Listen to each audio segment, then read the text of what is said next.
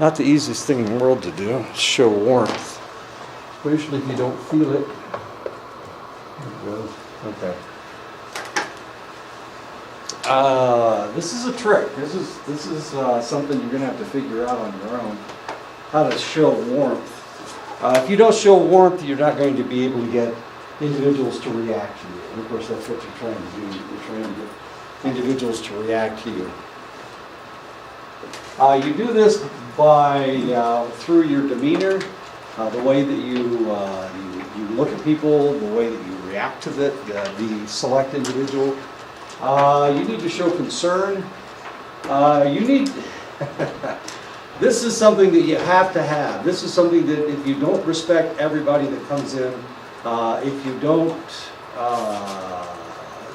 love is too strong a word, but if you don't at least appreciate the individual that's coming in, then you're not going to be able to deal with that select individual. If you feel superior to anybody, then that individual that you feel superior to, you will not be able to counsel. Of course, we've seen this over and over and over and over again. We've had social work kind of started, actually the first social work program was in Indiana, but we saw this on the East Coast. Individuals, wealthy females decided that they wanted to do something with their free time, so they decided that they would become social workers. But they didn't really like people. I mean, they didn't really appreciate anybody else. So they had a really hard time being accepted by people. And they didn't do a very good job. Of course, we saw the same thing in the South. White females decided that they wanted to help, to do whatever they could, the junior league and whatnot. So they started trying to help people, and of course most of the people that they needed to help were African American, and since they were African American, and they were definitely afraid of black males, white females in the South tended to be afraid of black males, it was very difficult for them to help individuals who were African American. And of course this was through the 40s and 50s. Into the 60s, civil rights happened in the 60s, and then things changed. Of course, there were people in the North that were having exactly the same problem because they had the same attitude toward African Americans. But if you don't accept the individual that you're dealing with, if you don't respect them, then you're not going to be able to help. That's just the way it works. So if you're dealing with another native group, and you don't, traditionally you're not supposed to like these people, then you need to either change your attitude or find somebody else to help them, because you're not going to be able to help them at all. They're going to be able to see right through you. Your genuineness is not going to be there, and certainly your warmth isn't going to be there. So you need to be able to show concern, to acceptance, tone of voice, of course, has to be positive. Your posture has to show that you appreciate that individual, that you respect that individual. You need to listen carefully to what they're saying. And of course, we talked about this last time. Touching is one of those things that you have to gauge with each select individual. Some people you can touch, and other people you can't touch. As I said, as I've told you over and over again, up north, everybody hugs. It's kind of an interesting situation. I was talking to somebody who's headed up north to, he's going to a powwow this weekend up in Washington State. And, just the thought of going to a powwow up in Washington State made him want to hug. And of course, since I've been up there, it was a natural thing to hug, but other individuals you can't touch. As we've talked before, culturally, anybody that speaks English, if they're from England, of course, the distance that they like to keep between themselves and the person they're talking to is quite extreme. Canadians are the same way. Australians. Not so much. It's a little bit warmer down in Australia, So they're just a little bit closer to other individuals, so they do touch. But there are individuals that don't like to be touched, as confusing as that is. The appropriate expression of warmth can depend on many diversity issues. Gender influences how warmth is expressed. Particularly, this is influenced by various religious and spiritual beliefs. We talked about this before. Racial and ethnic differences in cultural norms influence the expression of warmth. The power differential between different people can confuse how expressions of warmth are interpreted between a child and an adult, a doctor and a patient, a person with perceived economic power with one who does not have this power, and of course an individual that is wealthy and has been wealthy all their life. They will treat people differently than somebody who doesn't have a lot of money, or somebody with just a median amount of money, or somebody that's poor. As somebody that is wealthy expects other individuals who don't have as much money as them to kowtow to them. And this is one of the reasons why we're having such an interesting time with our president, because he grew up wealthy. He's never been poor. He has no idea. He's the guy that thinks that you need to show your ID card to buy groceries, which seems so confusing to me. Like he's never been to the store before, but the answer is probably he's never been to the store before. He's got people to buy his stuff for him. Isn't that the same with like Betsy DeVos? Betsy DeVos, yeah, she's a billionaire. She grew up relatively wealthy in Michigan. She's a billionairess now. Her and her husband own educational institutions, for-profit institutional, educational institutions. Anyway, let me give you an example. Okay, so when I was growing up, my dad was a banker, and he grew up in a relatively serious family, I guess. But he never laughed. Well, he did sometimes, but not a lot. So as we got older and we would sit around the table and talk, some of us were goofy. I mean, some of us tried to tell jokes and make the rest of my family laugh. One time, and I was the joker of the family, as it turns out. But so one time, we're sitting around the table, and everybody's just laughing up a storm. And my dad said, "Well, that's enough. That's enough humor for now. We've had enough humor." So he tried to cut off the fact that everybody was being goofy and acting silly. He just thought that wasn't quite right. So everybody is different, and you've got to recognize that. Some people don't want to be happy. Some people don't want to laugh. Some people don't want to smile. It's just the way it works. And you can't change that.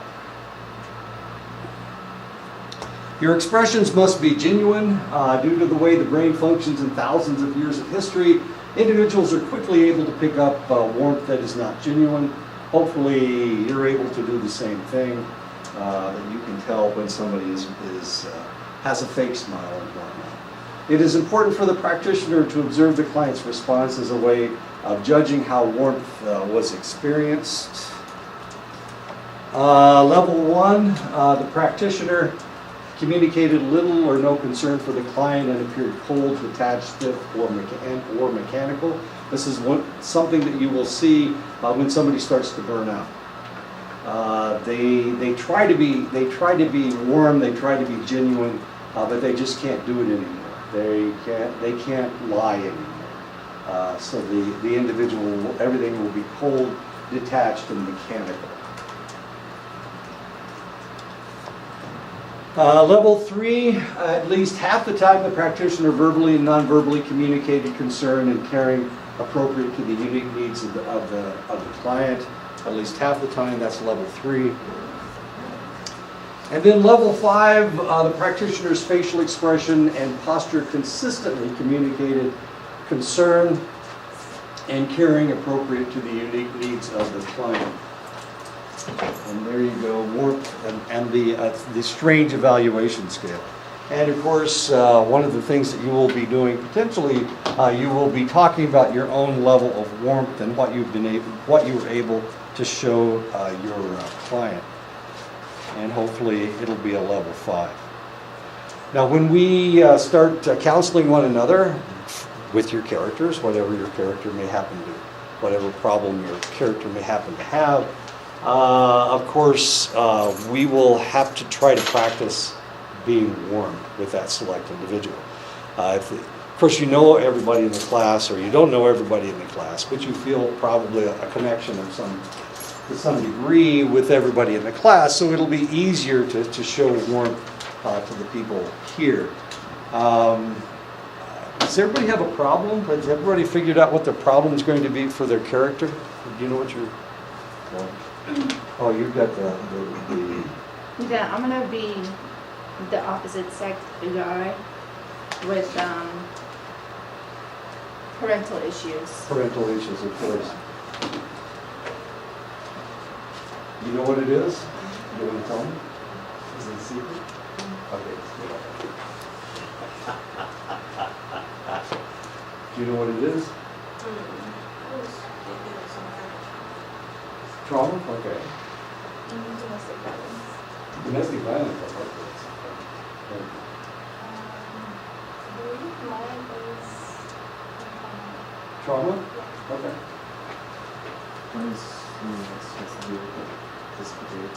Physical therapy? Okay. Physical problems can cause all kinds of emotions. Male eating disorder, or no, female. Oh, it's going to be a female, that won't be fine. I think it would be We'll see how you do. It's not the easiest thing in the world to act like the other gender.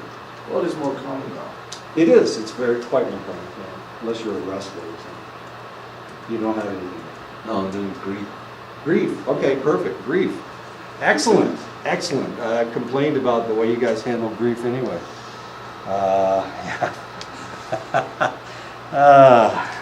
After working in a cemetery and in the morgue, okay, and watching different groups of individuals deal with grief, I don't think you guys handle the grief very well, and it's something that needs to be talked about. Okay, so there you go.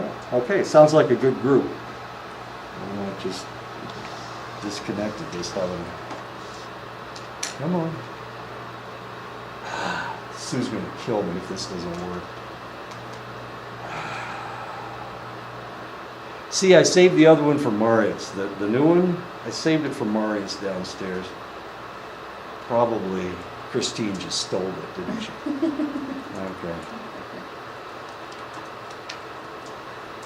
Yeah, so I decide what Sue's going to use next hour, and that'll be fun. Okay, chapter 7.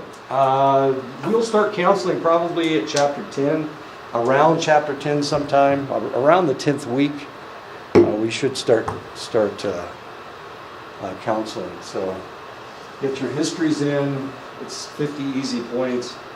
And start working on your paper to make sure that you understand how you're going to have to react to these things. Grief is a tough one because everybody does grief differently. Everybody. One family will do it one way, another family will do it another way. Up north, they have wakes for 2 or 3 days. If it's a veteran, somebody has to sit with them like 24/7, except they bury him before 7. Okay. So, what else? My family, we tell jokes. I don't know, it's just the way my family is. We don't get sad. Except my dad didn't want us to tell jokes. I don't know, there's something wrong with my dad. Okay, so preparing for the client and ending a session. Of course, you need to, and the reason these are put together is because you need to actually think about how you're going to present yourself to a client, You also need to think about how you're going to end the session. Everything in between is fine, and we've been talking about everything in between up to this point. But this is something you have to plan. The beginning and the end you have to plan. Everything in the middle is okay, but this you have to plan. The practitioner must get ready to meet with the clients. You need to understand who they are, who potentially they are. One of the things you're going to be doing is reading their history to see if you can figure out what's going on. Potentially, some people will put their problem in their history, some people will not. Some people they're so embarrassed by it they don't want to write it down. Most people don't like coming in to see a counselor. Almost everybody. So as the practitioner, you must gather referral information, you must gather all the forms so that you look like you're prepared. Otherwise, you're running out and wasting time finding forms. And of course, anything that you need, potentially anything that you need, any needed supplies, you need to have right there for your client. You need to create an agenda. Now, the agenda, of course, is if you're one of those obsessive compulsive people that makes agendas and then has to follow them to the letter, then this is not the job for you, because your agenda will actually be dictated by your client, not by you. But you can create a potential agenda as to what's going to happen. And that's okay, and you should do that, because otherwise you're going to get stuck. If you're dealing with somebody who's from Asia, Asians want you to fix it. They want you to give them advice. They want you to tell them what to do. They don't want to talk, they want you to talk. So those individuals, you can actually create an agenda that you will probably follow. But anybody else, of course, you're going to have to create. You're going to have to use an agenda that is potential and not absolute. With the Asians, you can probably make your own agenda, as it were. The practitioner must consider the client's needs and the physical arrangement of the building. The waiting room, the meeting room, all of these other aspects. If they're in a wheelchair, is the doorway large enough to get the wheelchair in? Is the waiting room, does it have open areas where the individual can sit comfortably without feeling like he's blocking everybody, or she, whichever the case may be? If the client has any physical limitations, then the practitioner must make appropriate alterations. Of course, all buildings that our public buildings have to have wheelchair access. So whether it's a law office or whether it's a counseling area, they have to have access to the wheelchairs have to be able to get into the building, including this one, right? Yeah, and this building is wheelchair accessible. I'm trying to think of all the other buildings on campus. Yeah, they're all wheelchair accessible. Even our fob, which they just put up. The client's culture should be considered to ensure that all appropriate steps are taken to make the session as beneficial as possible.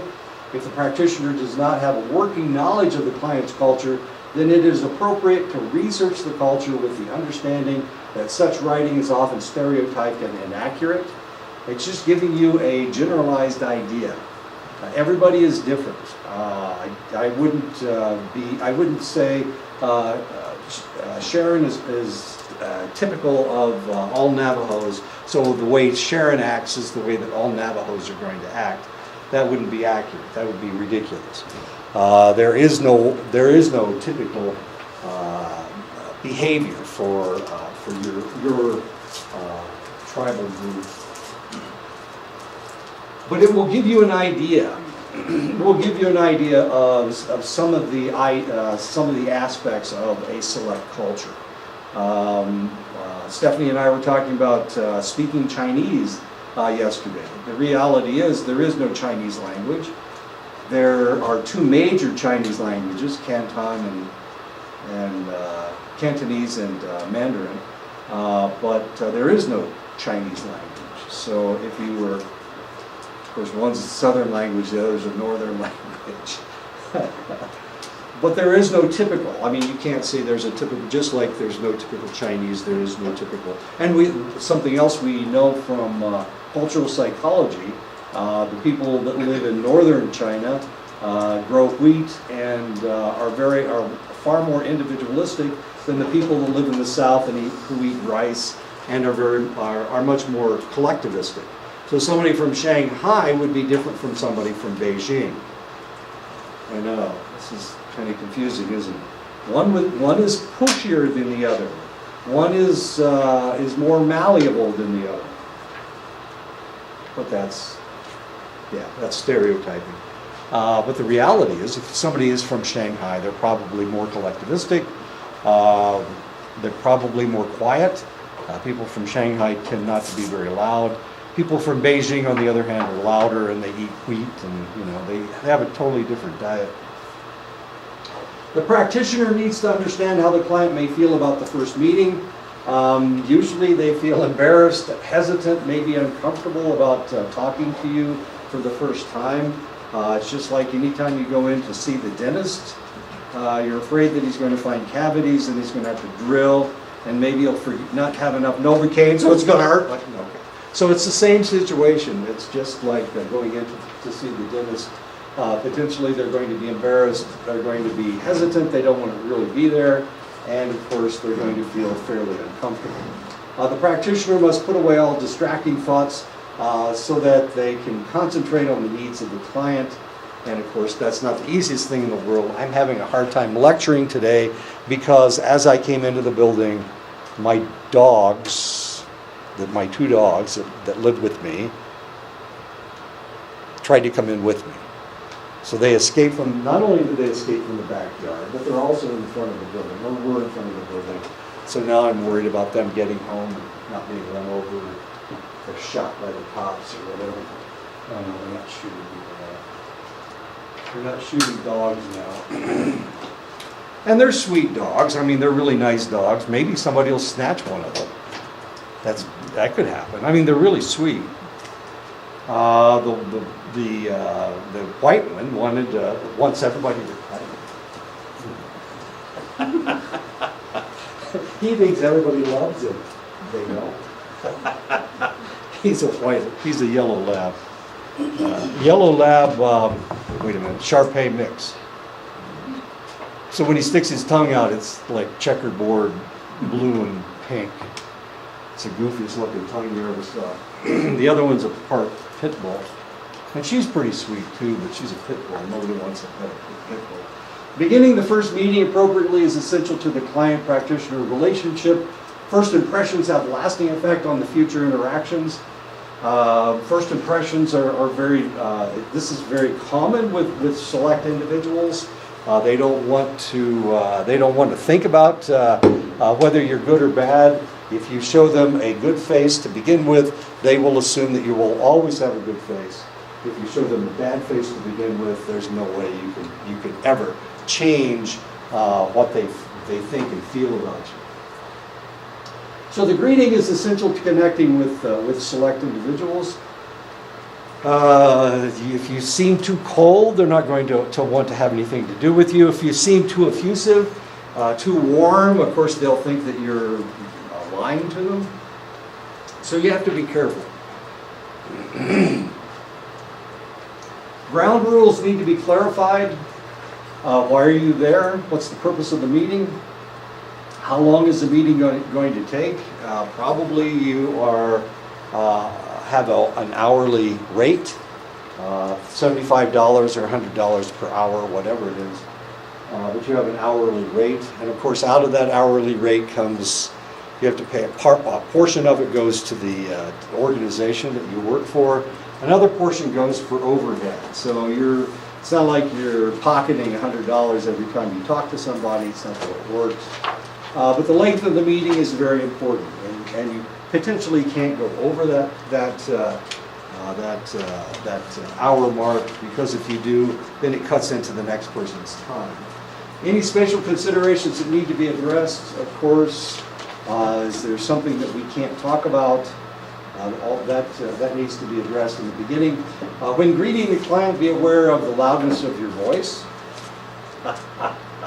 Eye contact, whether they will allow you to have eye contact or not. And usually you can figure this out with the very first time you talk to them. Because when you first make eye contact with them, if they look away, then you know that you shouldn't have eye contact. So at that point, you realize, well, this is a client that I won't look at a lot. I won't look them in the eye very often. So you need to determine that. Sometimes eye contact is one of those things that you have to earn. So as you talk to this individual more and more, the eye contact may increase because they become more used to you. And of course, you need to determine how you're going to address that select individual, whether it's by the first name or the last name or by a title. It really all depends on the individual. Issues of privacy and confidentiality are important in how you first meet your client. You must identify a person in a waiting room and cannot guess who your client. If you can't guess who they are, then you'll probably want to say, "Hello, I'm Jesse Melendez." Well, you don't have to. You can call yourself by your real name. We're not all going to be Jesse Melendez from now on. But then you may say, "Are you Mrs. Chin, Ms. Chin?" Of course, she might be a Mrs., she might be a Miss. And if you use the Ms., then you can't get it wrong, because even Mrs. will accept being called Ms. Anyway, so that's probably a fairly safe way of doing it.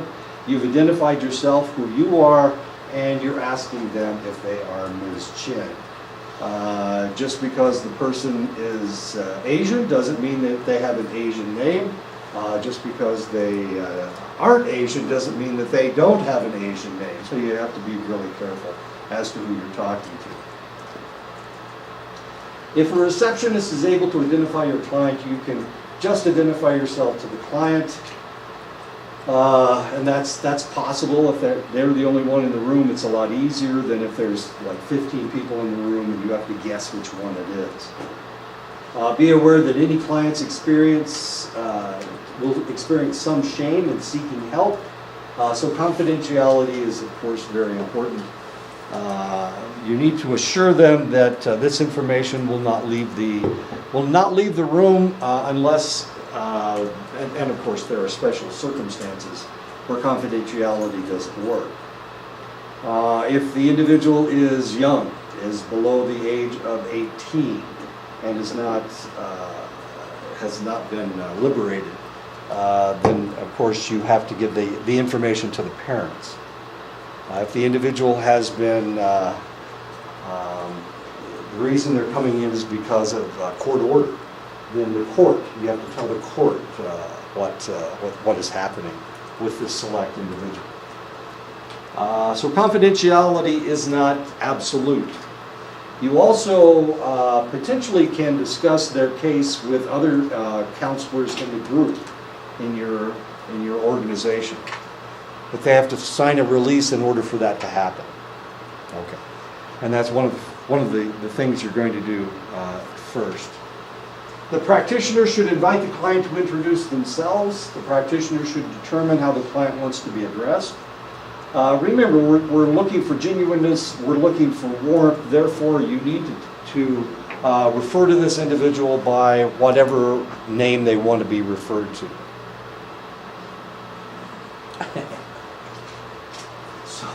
So if they're a doctor, of course, potentially they want to be called doctor. If they're a professor, they may want to be called professor. Probably, even if they're a doctor or a professor, they will want you to use their first name because it seems a little bit closer. I was reading a story about the 1978 Yankees, and they were talking about their coach. Their coach referred to everybody by their last name. So whenever he was talking about his Reggie Jackson, he called him Jackson. And when he was talking about his shortstop, he called him Stanley because that was his last name. So we refer to everybody by their last name, but not everybody wants to be referred to by their last name. Some people would like you to be a little bit friendlier to them, so they want you to call them by their first name. In most cases, it will be that they want you to call them by their first name. Where I come from, if you call somebody by their last name, it means you're challenging them to a fight. So if somebody came up to me and said, Bradway, they would have to call me Bradway if they wanted to fight me. Okay, if they wanted to intimidate me. So they call me by my last name. But that's in my area of the country. It's probably not the same way around here. So you can call people by their last name? No? Yes? Does it mean I want to punch somebody? No? Okay. It all depends. It all depends on where you grew up. And I barely grew up at all, so there you go. People tend to feel more comfortable with professionals who fully explain the process, what they're going to do. And of course, that's one of the first things that you'll tell them, what your plans are, what will be expected of each person participating, what you will bring to the table, what they will bring to the table every week. The purpose of the meeting, of course, I understand you've been depressed, I understand that you have anxiety issues that we need to address. These are things that you need to talk about. And of course, you need to talk about the limits of confidentiality. Remember, confidentiality is not absolute, but every state has different laws. Some states, confidentiality is close to absolute. Only the courts can force a release of any information. Other states, there are other individuals that can gain access to whatever is happening in the counseling room. When beginning meetings with children and adolescents, you need to explanations will need to be made that they can understand. So you need to use words that they understand. Don't use any large words. You need to gauge as to how well this individual is understanding. You can usually look people in the face and tell if they understand what you're talking about or not. Usually, especially with kids. Kids are really good at showing you that you're an idiot. Teenagers. That's why I hate teaching high school.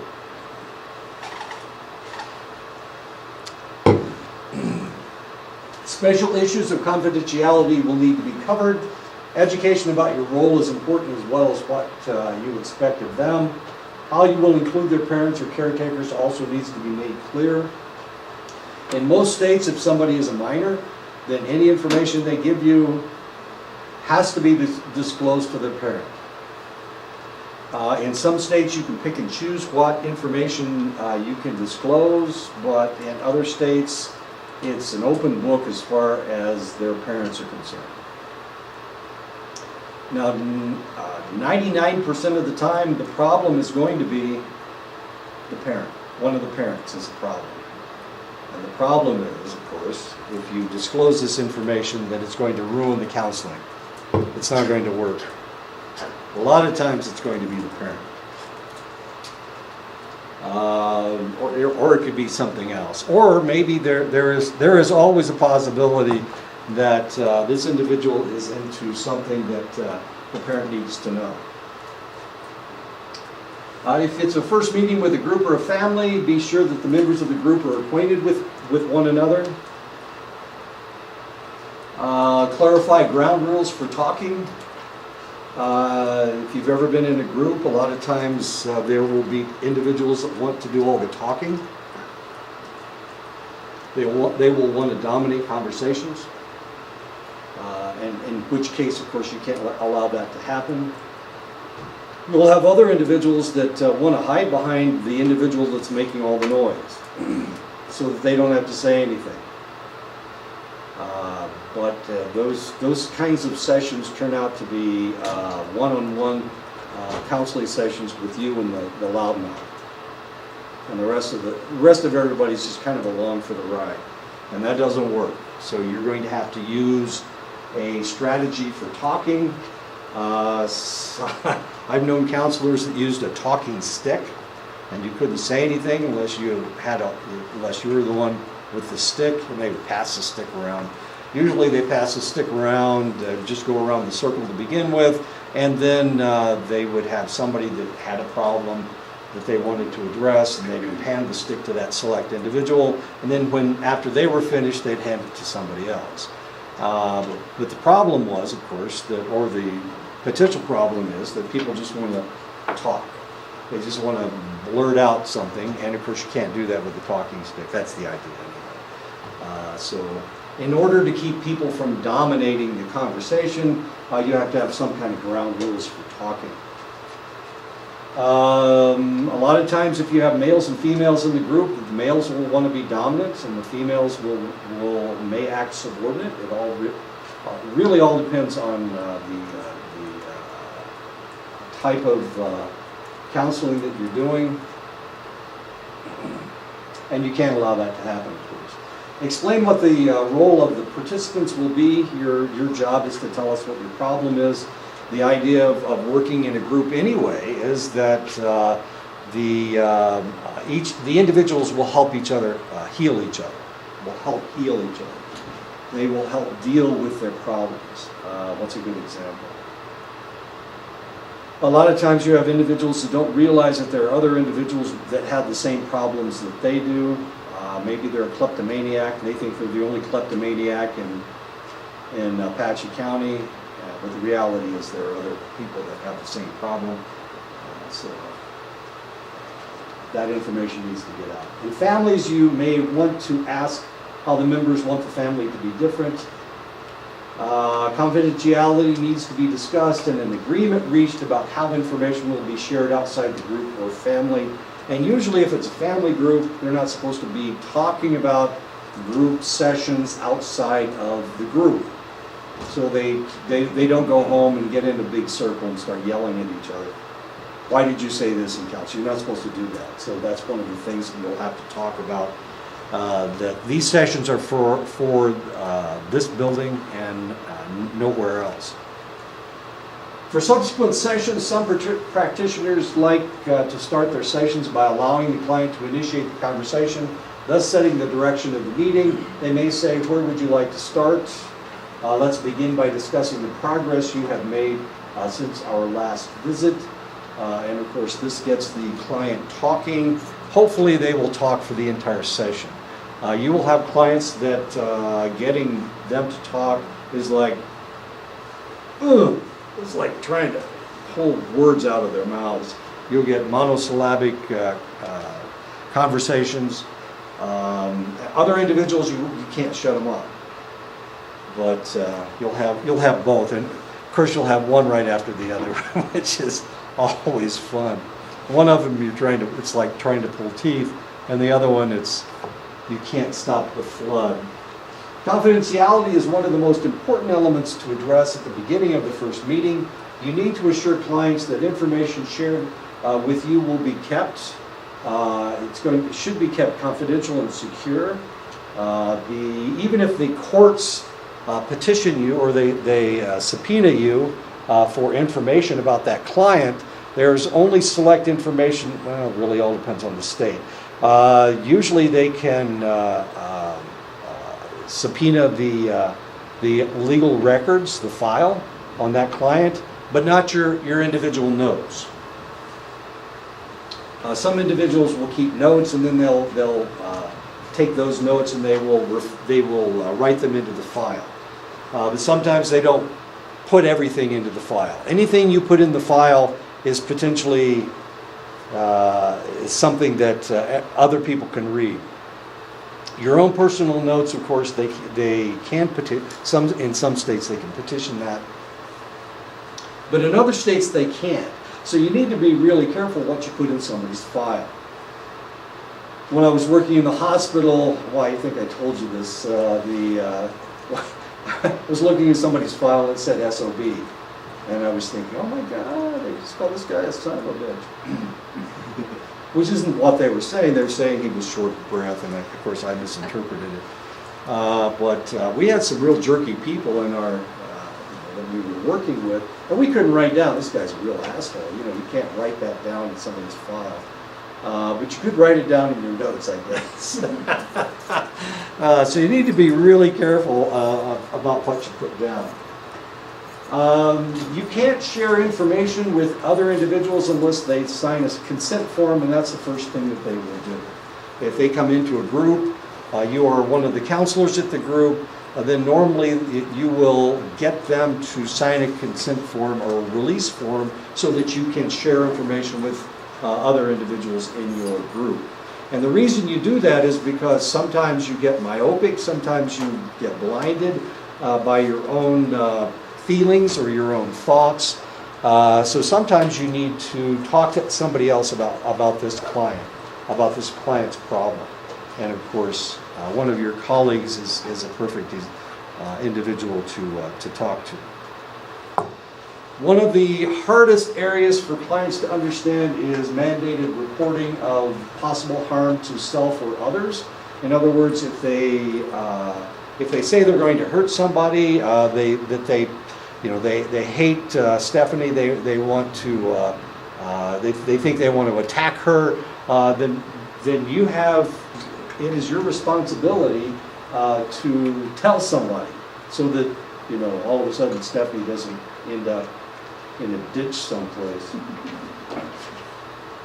So you need to disclose this kind of information to the authorities, potentially to the individual that they want to harm, just to warn them that this individual has threatened you. If they want to hurt themselves, if they threaten suicide, this is something else that you need to tell somebody. Potentially they need to be put on suicide watch. Of course, you're not going to, that's not your responsibility to stay with them on suicide watch, but they will, potentially they will go on suicide watch.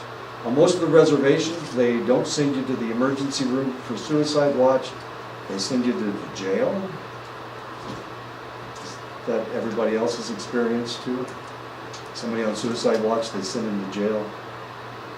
Because they're manned 24 hours a day. And most emergency rooms, they're not. Yeah. So they'd arrest them. It's not, they're not arrested. They're just being put on suicide watch. If they disclose suspected child abuse or neglect, the fact that they've been neglecting their child, the fact that they've been abusing their child, if they disclose this information, then you have to tell the authorities. You have to tell somebody.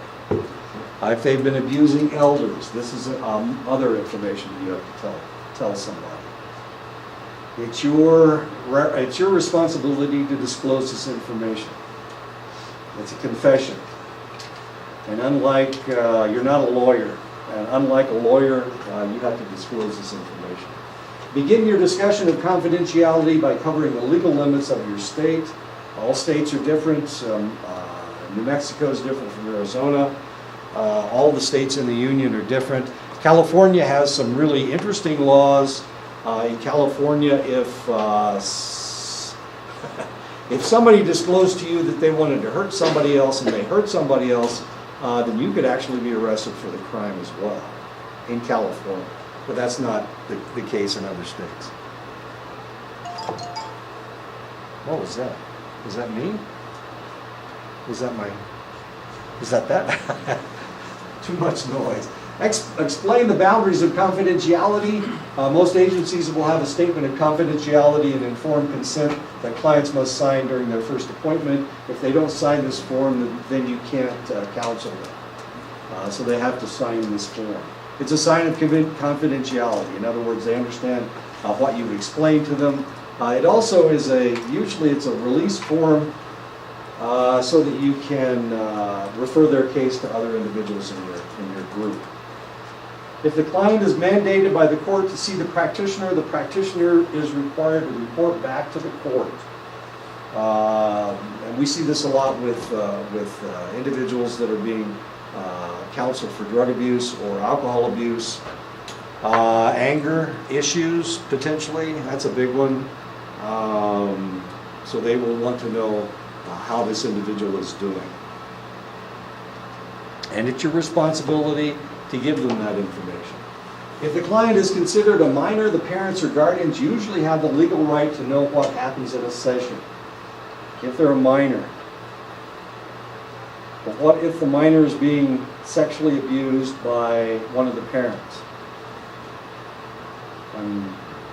If you disclose this information to the parents, then potentially the parent is going to strike out at the child, do something horrible to the child, not bring the child back, for example.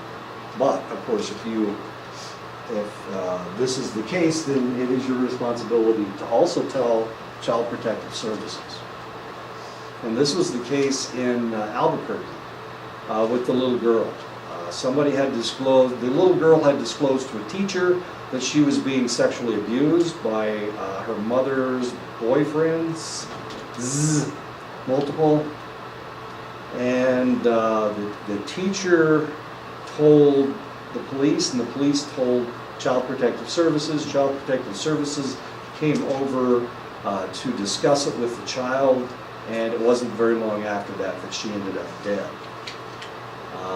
Yeah, that was the situation over there. And that's one of the reasons why they were complaining, that potentially she fell through the cracks. But the reality is that it's really hard to remove a child from a home. You can't, with one accusation, you can't remove a child from a home.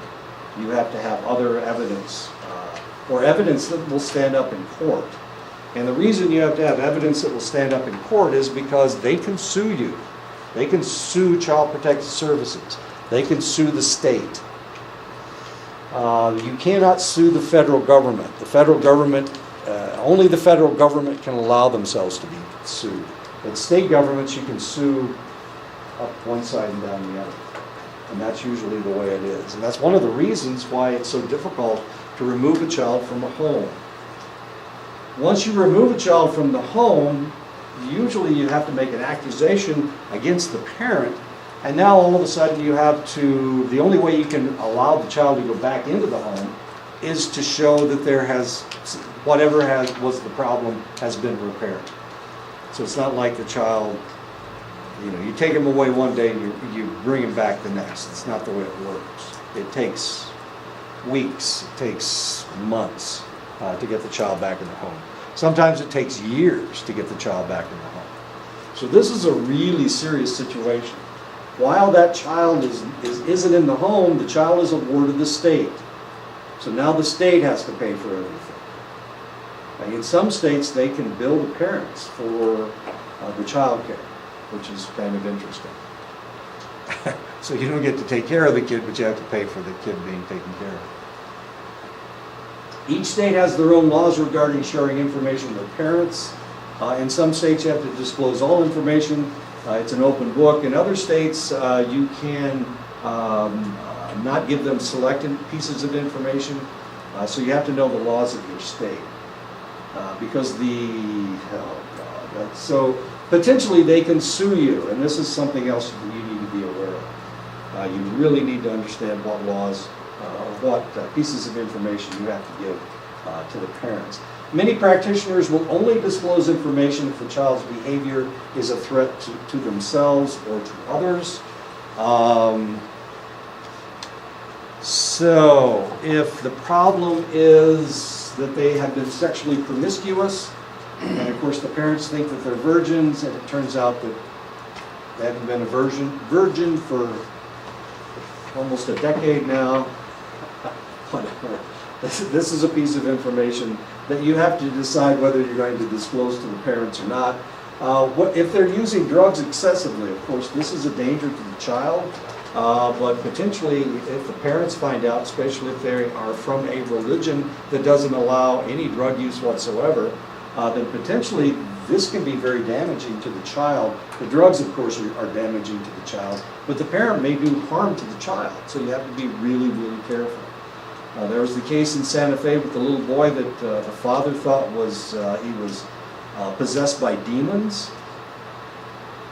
So if you were counseling this child and the child was disclosing things that could potentially be interpreted as demonic, how do you know what you can and can't disclose to the parent?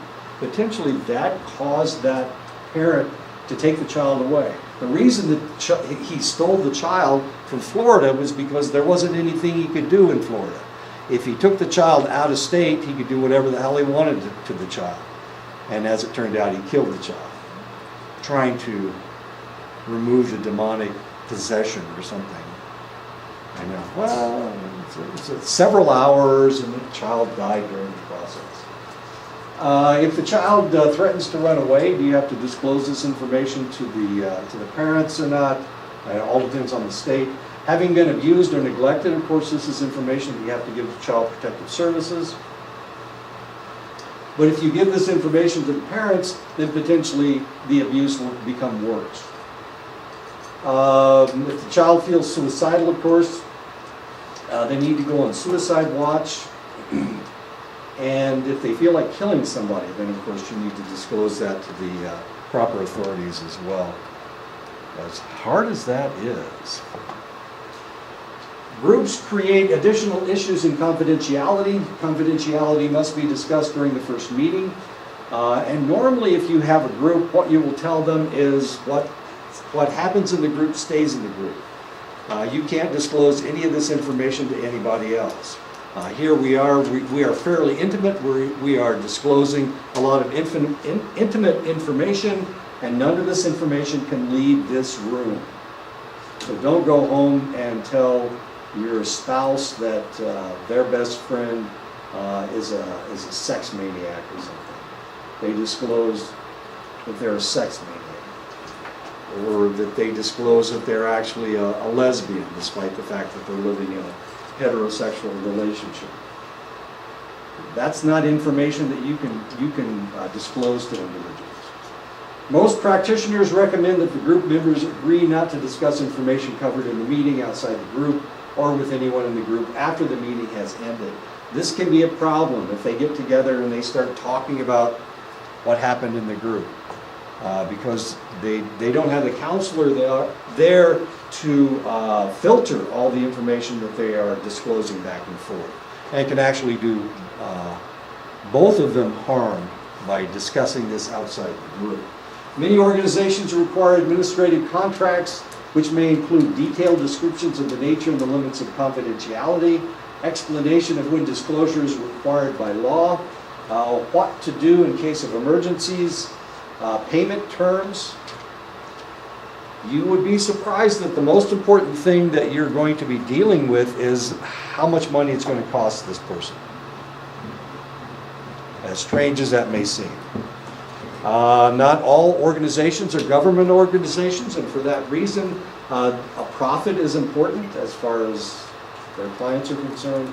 So a lot of times this is the most important thing. If you remember, one of the major reasons for counselors to be sued was the fact that they were overcharging, or their charging fees were not adequate, or they were charging more than they were supposed to be charging. So the payment terms are very important. Remember, we're dealing with a book that was written at Indiana University, and potentially we're dealing with mostly white people, and white people really care about money. It's one of the reasons why something happened yesterday. Does everybody know that the tariffs went in place yesterday? We put a $200 billion tariff on the Chinese. Yeah, and they got us back. They put a $40 billion tariff on us. So let's see what happens. The organization that is supposed to suffer the most from all of this tariff war is Walmart, because almost all of Walmart's stuff comes from China. Mm-hmm. All of a sudden there's like a 25% tariff on exports coming, or imports coming in from China. And this will be interesting. So Walmart may be more expensive than Kmart or something. I don't know. You guys will want to go to Neiman Marcus instead of Walmart in the future. The only thing that you'll buy at Walmart is the food, because you can't afford the shirts and hats and whatever. Okay. Should be interesting to watch. Let's see what happens next. And the question is, what will Walmart do? Will they jack up all their prices? Yeah, Probably they they're- will, They're yeah. burning. I don't know. 5 of the richest people in the United States are Waltons, are people that own Walmart. Yeah, it's all the kids. Anyway, we'll see what happens. So, money is really important as far as your organization is concerned. Confidentiality of records and email communications. What are we talking about? Administrative this is in your contract as well. The rights of the client to review records. The reality is that you have a right to read what your counselor has written about you. So you can look at your records. You can look at your medical records anytime you want. My doctor actually puts my medical records online, and he and I can both look at it together. Okay. I think I have an option of IHS. Yeah, it's the law now. It's fair disclosure. Of course, half the stuff that he writes you're not going to understand anyway. And potentially, so this is one of the reasons why you need to be really careful what you write down. I mean, if this person comes in short of breath and I write down SOB, and then they look at their records, they may think that I'm calling them a son of a bitch rather than short of breath. So you need to be really careful what you write in their records. Don't write in there, he was a real jackass today. That might offend him, or he might laugh about it. I don't know. Anyway, so you need to be careful as to what you put in the records. Telephone and emergency procedures, how you can be reached if potentially the client needs you in an emergency situation. Cancellation policy, some organizations will charge you whether you're there or not. They'll charge you this, some will charge you half rate, some will charge you some kind of a fee, $20 fee or whatever, and others will charge you the whole thing because they have blocked off this time and they didn't give it to anybody else. So if you blocked it off, then you have to pay for it for that time. Information about practitioners' qualifications, training, education, and licensure. Make sure that they are aware how you are licensed, where you went to school, what you were trained to do, whether you're qualified to be a counselor using select techniques. Other information that the client needs, they need to understand how the payment plan, how much it's going to cost them to come in, emergencies, how to handle emergencies, how they will handle emergencies, whether you can contact your counselor through email or telephone, how you contact this individual between sessions and how it will be handled, and of course cancellation policies and length of meetings. Some organizations, if you make an appointment for next week, you have 2 days before the meeting to cancel that meeting. If you cancel the day before, of course, it's going to cost you a full amount of money. Get that lady off the screen. The closing of session is just as important as the opening minutes. The practitioner may want to discuss possibility of future meetings, what has been covered in the session, and potentially request feedback. You want to know how they feel about things. So all of this information is something that you will do at the end of the session. Ask your client what has been helpful. When you're closing the session, you might ask them what has been helpful.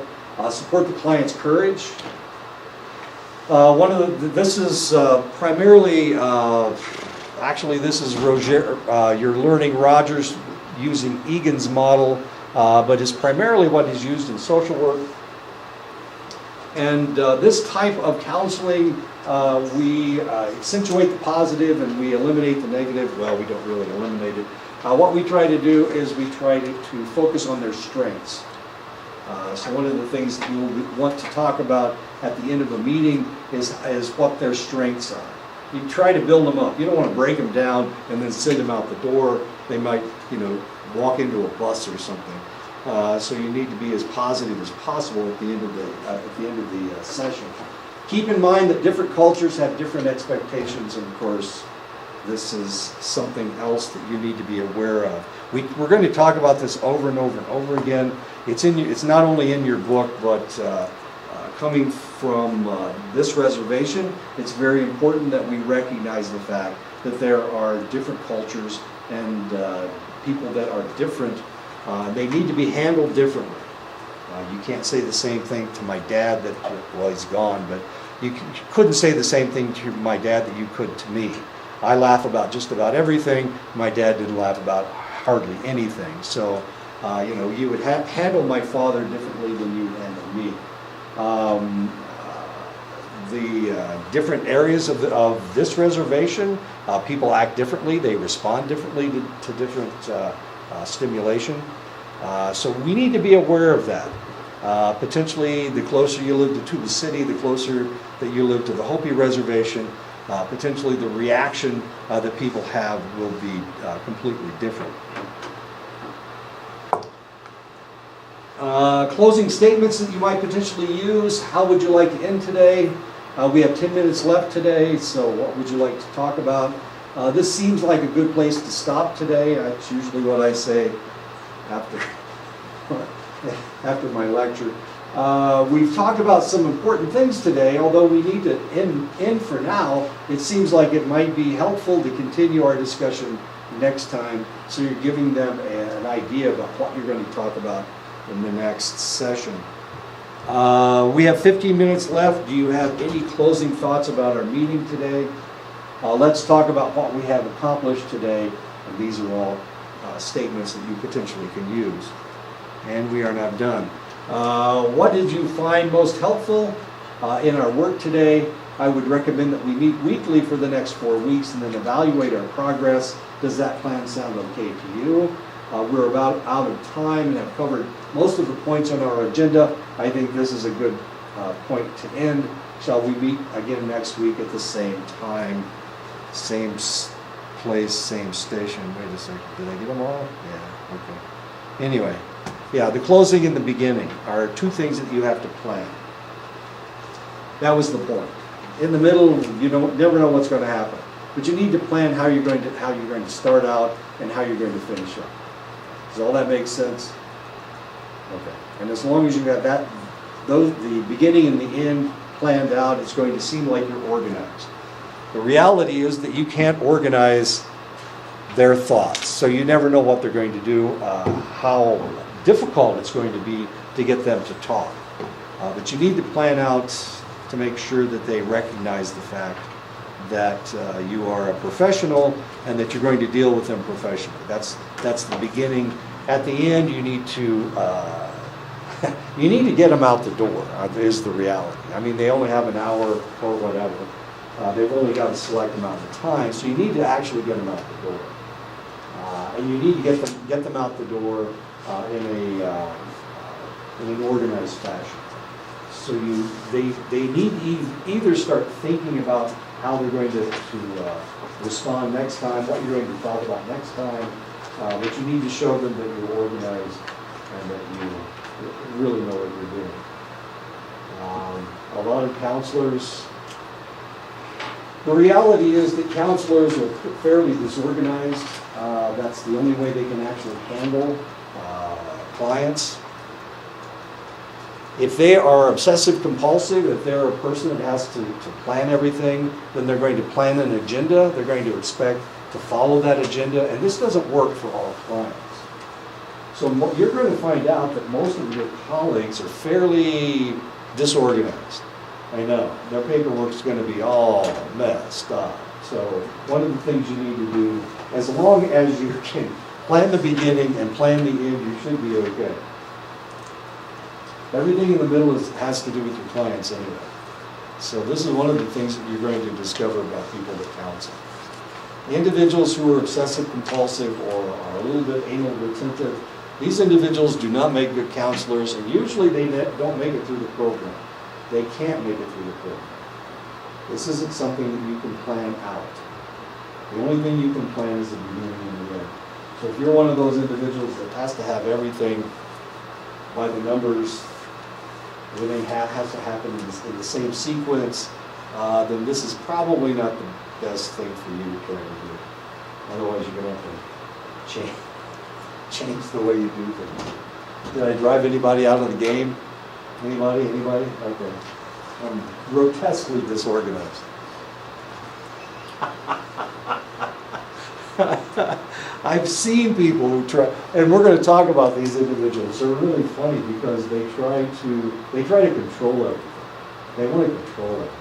So they're a counselor that becomes everybody's mother or father, whichever the case may be. Or they can't make it in the counseling game, so they start they own a company or something because they can't do it themselves, and they hire all these people to dress funny.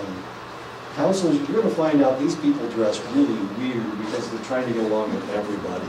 So they just dress however they feel like. And actually that shows warmth and genuineness if you dress the way you feel.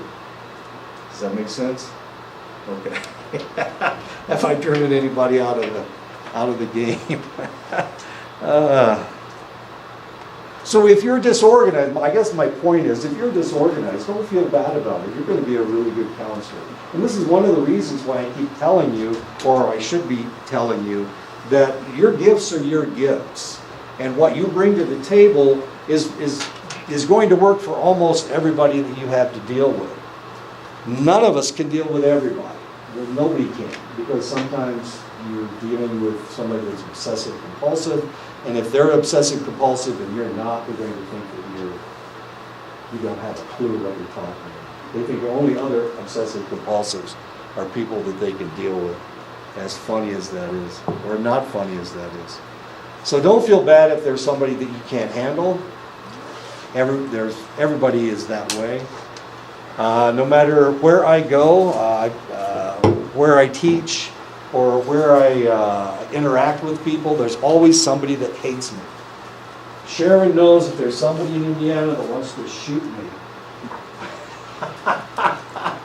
And has threatened that next time I come to the state, I'm a dead man. He's going to sit on top of a ridge and blow my brains out. But when I was at Fort Belknap, I mean, the whole reservation loved me except for two people. I had problems with those two people. And unfortunately, one of them was my boss. So that was a problem. And the other one was the math teacher. I don't know what it is about math teachers. She hated me. When I was at Ashford, there was one person that despised me. And they wouldn't go to a meeting with me. They wouldn't sit anywhere close to me. If I sat on this corner, they sat in that corner in the back. They didn't want to be anywhere close to me. Anyway. Now, does everybody have the same reaction? I mean, there's always somebody that doesn't like you. Is that the way it works? I know, it's the two of us who don't like each other. I imagine there are people that don't take my classes because they can't stand the way that I talk. I swear to them. That's not right. What things should we talk about? I talk about two stupid things. I should be talking about important things. Anyway, so don't feel bad if you can't get along with somebody. I can't get along with ex-wives. You know, there are a lot of people that I can't get along with. It's really a tragedy. What's the next chapter about? This is chapter 7. I know I'm way ahead. You guys should be so happy. Let's see, 8. What is chapter 8? I'm going to have to put my glasses on just to see numbers. This is a tragedy. I apologize, I'm just a little disorganized or disgruntled today because my dogs are outside. I hope they've gone home. Well, that's it right there. There's 8. Next chapter is about expressing understanding with your clients. Hopefully that will work. Why don't we stop right here and we'll pick this up next time. I'm not going to start another chapter. Get your histories in.